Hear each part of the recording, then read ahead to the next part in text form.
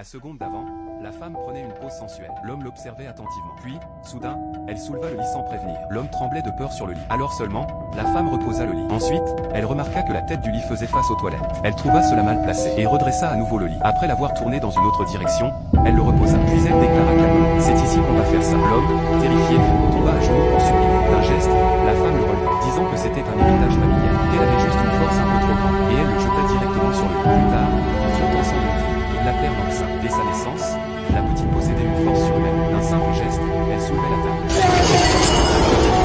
À mesure que Nongsa grandissait, elle développa aussi un incroyable pouvoir de son. Mais un jour, son père partit à l'étranger et il perdit Nongsa sur les plaines herbeuses. Heureusement, un couple mongol la trouva. Ils virent un enfant sur le dos d'un cheval. Nongsa fut donc élevé en Mongolie et adopta ce couple comme ses nouveaux parents. Un jour, Nongsa ouvrit une boîte et y découvrit les vêtements qu'elle portait lorsqu'elle avait disparu. Une étiquette était inscrite en coréen. Elle comprit alors que ses vrais parents devaient être en Corée. Nongsa espérait pouvoir retrouver ses parents un jour en Corée. En Mongolie, arrivée à l'âge légal, elle put participer à des combats de lutte face à un géant de 2 mètres. Les spectateurs riaient tous d'elle. Mais la seconde suivante, Nongsa souleva l'homme comme une plume. Toute l'assemblée fut stupéfiée.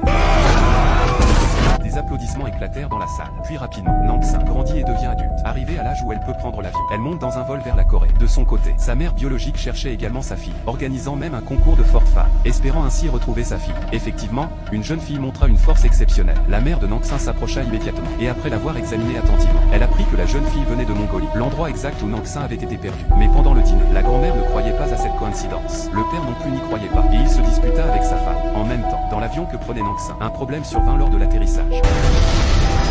Nongsa se leva et d'un coup de pied, ouvrit la porte de l'avion. Puis elle sauta hors de l'appareil. Elle courut à une vitesse impressionnante.